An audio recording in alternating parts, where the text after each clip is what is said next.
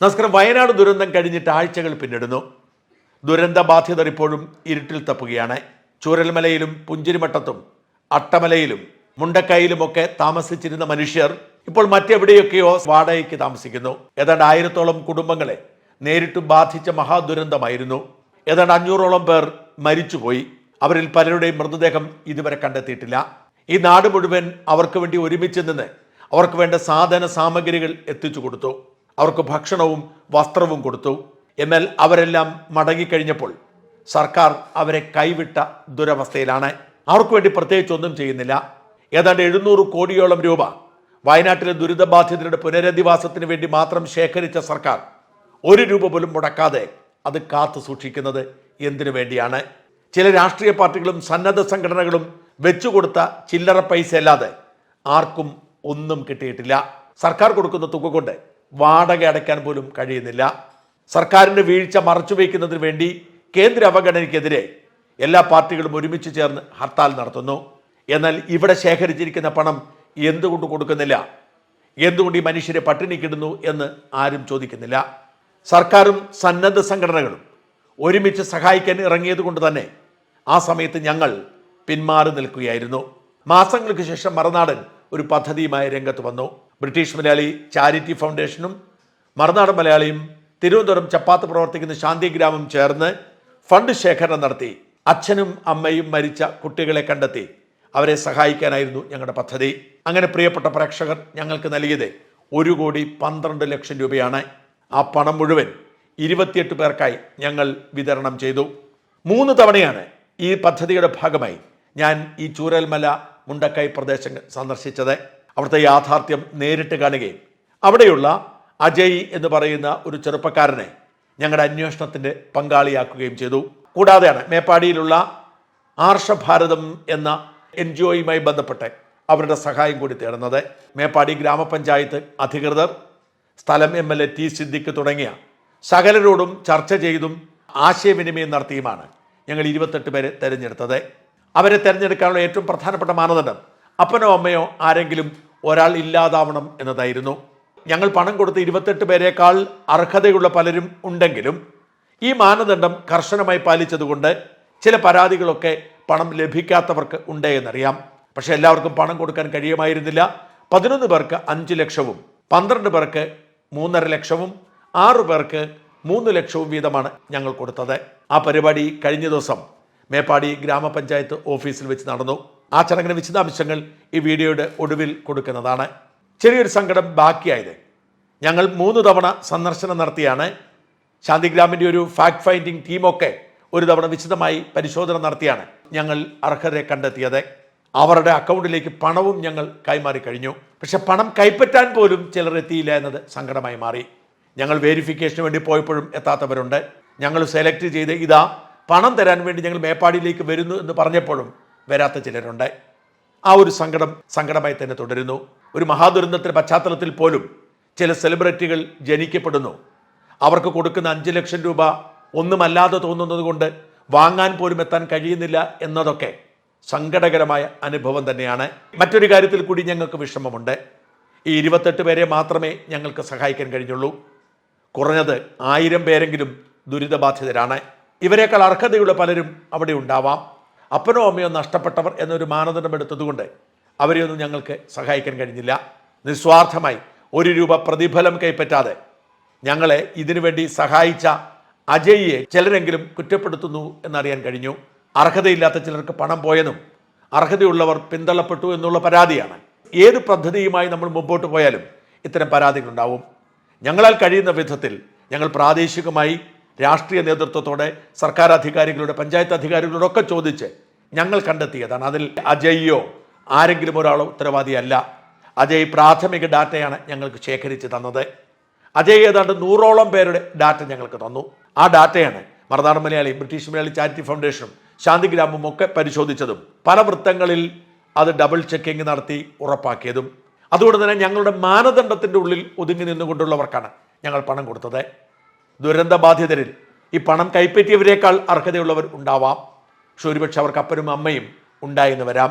അതുകൊണ്ട് ആരും അജയ്യെയോ അല്ലെങ്കിൽ ആരെങ്കിലും ഒരാളെയോ കുറ്റപ്പെടുത്താതിരിക്കണമെന്ന് അഭ്യർത്ഥിക്കുന്നു. പലരും കുറ്റപ്പെടുത്തുന്നു എന്ന പരാതിയുമായി അജയ് വിളിച്ചതുകൊണ്ടാണ് ഇത് പറയുന്നത്. ഞങ്ങൾ ആരും മുൻവിധികളില്ലാതെ പല പരിശോധനകൾക്ക് ശേഷമാണ് ഇങ്ങനൊരു തീരുമാനത്തിലെത്തിയത്. അച്ഛനോ അമ്മയോ ഇല്ലാതാകുക എന്നതിൻ്റെ ബുദ്ധിമുട്ടും സങ്കടവും അറിയണമെങ്കിൽ അത് സ്വന്തം ജീവിതത്തിൽ സംഭവിക്കണം. അത് സംഭവിക്കാത്തവർക്ക് കുറ്റം പറയാൻ എളുപ്പമാണ്. ഒരു കാര്യം പ്രത്യേകം മറക്കരുത്, ഈ ദുരിതബാധിതരിൽ മിക്കവരും തന്നെ ഇപ്പോഴും ദുരിതത്തിലാണ്. സർക്കാരിൻ്റെ പണം ബാങ്ക് അക്കൗണ്ടിൽ കിടക്കുന്നതേ ഉള്ളൂ. മരിച്ചവരുടെ ബന്ധുക്കൾക്കുള്ള പണവിതരണം പോലും സർക്കാർ പൂർത്തിയാക്കിയിട്ടില്ല. എല്ലാം നൂലാമാലകൾ കുടുങ്ങിക്കിടക്കുന്നു. ഇപ്പോഴിതാ വാടകയ്ക്ക് താമസിക്കുന്നവർ എന്നെങ്കിലും വീട്ടിലേക്ക് മാറാൻ കഴിയും എന്ന പ്രതീക്ഷയിൽ കഴിയുമ്പോൾ ഇതുവരെ അക്കാര്യത്തിൽ തീരുമാനമെടുത്തിട്ടില്ല. സർക്കാർ ഒരു ടൗൺഷിപ്പ് ഉണ്ടാക്കി കൊടുക്കും എന്നാണ് പറഞ്ഞത്. ഈ ടൗൺഷിപ്പിലേക്ക് മാറാൻ കാത്തിരിക്കുന്ന എത്ര പേർക്ക് സർക്കാർ ഈ ടൗൺഷിപ്പിൽ വീട് വെച്ച് കൊടുക്കും? ഏറ്റവും ഒടുവിൽ പുറത്തു വരുന്ന കണക്കനുസരിച്ച് കേവലം 396 പേർ മാത്രമേ കരട് ലിസ്റ്റിൽ ഇടം പിടിച്ചിട്ടുള്ളൂ. ഏതാണ്ട് 983 പേരാണ് ദുരിതബാധിതരായി മാറി താമസിക്കേണ്ടി വന്നത്. അവരിൽ പലർക്കും വീട് പൂർണ്ണമായോ ഭാഗികമായോ നഷ്ടപ്പെട്ടു. അങ്ങനത്തെ കുഴപ്പങ്ങളൊന്നുമില്ലെങ്കിലും അട്ടമലയിലും പുഞ്ചരിമട്ടത്തുമൊക്കെയുള്ള പലരോടും ഇനി അവിടെ താമസിക്കേണ്ടതെന്ന് ഔദ്യോഗികമായി അധികാരികൾ അറിയിച്ചു. എന്നാൽ കരട് ലിസ്റ്റിൽ അവരുടെ ആരുടെയും പേരില്ല. വീട് തകർന്നു പോയവരെ മാത്രമാണ് ഉൾപ്പെടുത്തിയിരിക്കുന്നത്. എന്ന് വെച്ചാൽ 983 പേർക്കെങ്കിലും വീട് വേണമെങ്കിലും സർക്കാർ ലിസ്റ്റിലുള്ള 396 പേരാണത്രേ.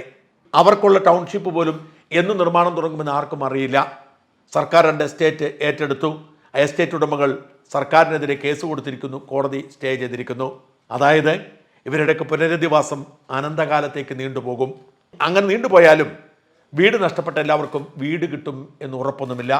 അവിടെയാണ് പ്രിയപ്പെട്ട പ്രേക്ഷകരെ, ഞങ്ങൾ മറുനാടൻ മലയാളിയും ബ്രിട്ടീഷ് മലയാളി ചാരിറ്റി ഫൗണ്ടേഷനും ശാന്തിഗ്രാമം ചേർന്ന് 28 പേരെ തെരഞ്ഞെടുത്ത് അവരുടെ അക്കൗണ്ടിലേക്ക് പണം കൈമാറിയത്. ഈ 28 പേരുടെയും അക്കൗണ്ടിൽ പണം എത്തിക്കഴിഞ്ഞിരിക്കുകയാണ്. പ്രിയപ്പെട്ട മറുനാടൻ പ്രേക്ഷകർക്ക്, ബ്രിട്ടീഷ് മലയാളി വായനക്കാർക്ക്, ബ്രിട്ടീഷ് മലയാളി ചാരിറ്റി ഫൗണ്ടേഷൻ്റെ ഭാരവാഹികൾക്കും പ്രവർത്തകർക്കും ഈ പണം നൽകിയ സകല മനുഷ്യർക്കും നന്ദിയുടെ കൂപ്പുകൈ. കഴിഞ്ഞ ദിവസം മേപ്പാടി ഗ്രാമപഞ്ചായത്തിൽ നടന്ന ചടങ്ങിൻ്റെ വിശദാംശങ്ങൾ കൂടി കാണുക.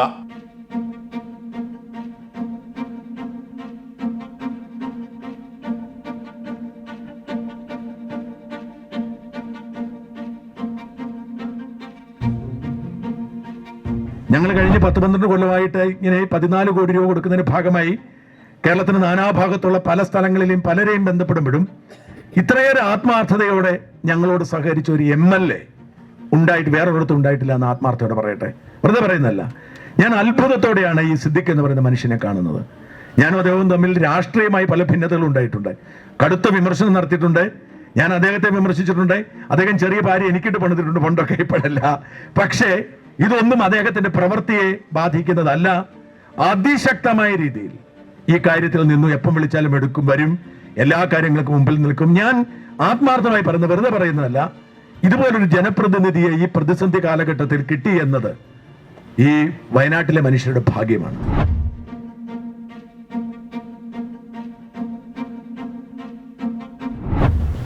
ശ്രീ ഷാജനോട് സംസാരിച്ചു. വാക്കുകൾക്ക് നല്ല മൂർച്ചയാണ്, മനസ്സിൽ നല്ല ആർദ്രതയുമാണ്. മറുനാടിൻ്റെ പ്രവർത്തനങ്ങളോട് യോജിപ്പും വിയോജിപ്പും നമുക്കൊക്കെ പല സന്ദർഭങ്ങളിൽ പല വാർത്തകളെ സംബന്ധിച്ചുണ്ടാകാം. പക്ഷെ അത് ആ വാർത്തകളെ സംബന്ധിച്ചല്ലാതെ അത് വ്യക്തിപരം ഒരിക്കലും അല്ല. എനിക്ക് തോന്നുന്നു 3ാമത്തെ തവണയാണ് അദ്ദേഹം ഈ മേപ്പാടിയിലും മുണ്ടകയിലും നമ്മുടെ ഈ പരിസര പ്രദേശത്തൊക്കെ കടന്നു വരുന്നത്. വരുന്ന സമയത്തൊക്കെ അദ്ദേഹം വിളിക്കും, സംസാരിക്കും, ഇടയ്ക്ക് അല്ലാത്ത സമയത്ത് വിളിക്കും. ഒരു വിഷയം ഏറ്റെടുത്താൽ ആ വിഷയത്തിൽ വലിയ പ്രതിബദ്ധത, ഉത്തരവാദിത്തം, അത് പൂർത്തീകരിക്കുന്നത് വരെ അതിൻ്റെ പിന്തുടർച്ച വളരെ കൃത്യതയോടുകൂടി ആസൂത്രണം ചെയ്ത് അത് മുഴുവൻ സമ്പൂർത്തീകരണത്തിലേക്ക് കൊണ്ടുപോകാനും പൂർണ്ണമായി അവകാശപ്പെട്ടതായിരിക്കുന്ന കൈകളിലേക്ക് അതെത്തിക്കാനും ഈ സിസ്റ്റത്തിന് സാധിച്ചു എന്നുള്ളതാണ് ശ്രീ ഷാജനും ശാന്തിഗ്രാമും എല്ലാവരും ചേർന്ന് അത് ദൗത്യം പൂർത്തീകരിച്ചു എന്നുള്ളതാണ് ഏറ്റവും പ്രധാനപ്പെട്ട സവിശേഷത.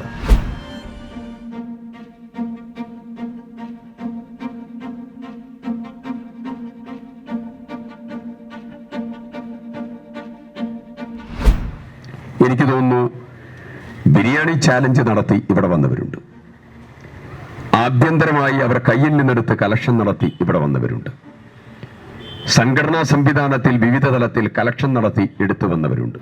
പക്ഷെ സ്കൈ ഡൈവിംഗ് നടത്തി സാമ്പത്തിക സമാഹരണം നടത്തിയ ഒരൊറ്റ ടീമേ ഉള്ളൂ. അത് നിങ്ങളാണ് എന്നുള്ളത് പ്രത്യേകം ഈ സന്ദർഭത്തിൽ പറയാൻ ആഗ്രഹിക്കുകയാണ്. ഷാജനും ആ സ്കൈ ഡൈവിങ്ങിന് നേതൃത്വം കൊടുത്തു എന്നുള്ളത് വല്ലാത്ത ഒരു അനുഭവമാണ്. ശാന്തിഗ്രാം ഏത് പരിപാടി ചെയ്താലും, നിങ്ങളെ സന്നദ്ധ സംഘടനകൾ എന്ത് പരിപാടി ചെയ്താലും പഞ്ചായത്തിനെ ഇടപെടിപ്പിക്കാത്ത ഒരു പരിപാടിയും ഞങ്ങൾ ചെയ്യാറില്ല. അത് ഇക്കാര്യത്തിൽ ഞങ്ങൾ, കാരണം ഈ MLAയും മന്ത്രിയും ജില്ലാ പഞ്ചായത്തിൻ്റെ ആളുകളും എല്ലാവരും പോകുമെങ്കിൽ തന്നെ നമ്മൾ നിരന്തരം കാണുന്നത് പഞ്ചായത്ത് മെമ്പർമാരെയാണ്. എല്ലാവരുടെ ചീത്തവിളിയും നന്മയും അടിയും പിടിയും എല്ലാം കേൾക്കേണ്ടവർ അവരാണെന്നുള്ള കാര്യം അറിയാം. 2-3 ദിവസം കഴിഞ്ഞിട്ട് ഷാജൻ സാർ വീണ്ടും വിളിച്ചു. നമ്മുടെ അപ്പനും അമ്മയും നഷ്ടപ്പെട്ട കുട്ടികളുടെ ലിസ്റ്റ് ഒന്ന് തയ്യാറാക്കണം എന്ന് പറഞ്ഞു. അന്ന് 2-3 ഗ്രൂപ്പ് ഉണ്ടായിരുന്നു. ആ ഗ്രൂപ്പിലൂടെ നമ്മൾ ഓരോരുത്തരെയും ഡാറ്റ എടുത്ത്, എല്ലാവർക്കും അറിയാം, എൻ്റെ ശബ്ദം നിങ്ങളെല്ലാവരും കേട്ടിട്ടുണ്ടാവും. അതിലൂടെ നമ്മൾ ക്ലിയർ ചെയ്തു. ഓരോ ഫയലുകളും നമ്മളെ മറുനാട് ബ്രിട്ടീഷ് മലയാളിയിലെ ഷാജി സാറിന് അയച്ചു കൊടുത്തു. അതേപോലെ എല്ലാവർക്കും നമുക്ക് ആ സമയത്ത് അയച്ച് നമ്മളൊരു ഡാറ്റ ക്ലിയർ ചെയ്തിട്ടുണ്ട്. ഇനി ഇതിനകത്ത് 1-2 കോളുകളൊക്കെ പിന്നെയും വരാറുണ്ട്, എൻ്റെ പേര് വന്നിട്ടില്ല എന്നൊക്കെ പറഞ്ഞിട്ട്. എന്ത് തന്നെ ആയാലും നമ്മൾ 100% കറക്റ്റായിട്ടാണ് ചെയ്തിട്ടുള്ളതെന്നുള്ളൊരു വിശ്വാസമുണ്ട്. എൻ്റെ ഭാഗത്തുനിന്ന് ഫാൾട്ട് പറ്റിയാലും മേപ്പാടി പഞ്ചായത്തിൽ വന്ന് 2ാമത്തെ ദിവസം വന്ന് ഇവിടുന്ന് വീണ്ടും അതിൻ്റെ ഡാറ്റകളൊക്കെ ക്ലിയർ ചെയ്തിട്ടാണ് അത് എടുത്തിട്ടുള്ളത്. പല ആളുകളും അർഹരല്ല എന്നൊക്കെ പറഞ്ഞുകൊണ്ടുള്ള കോളുകളൊക്കെ വരുന്നുണ്ട്. ഇതൊന്നും നമ്മൾ മനസ്സിലെടുക്കുന്നില്ല.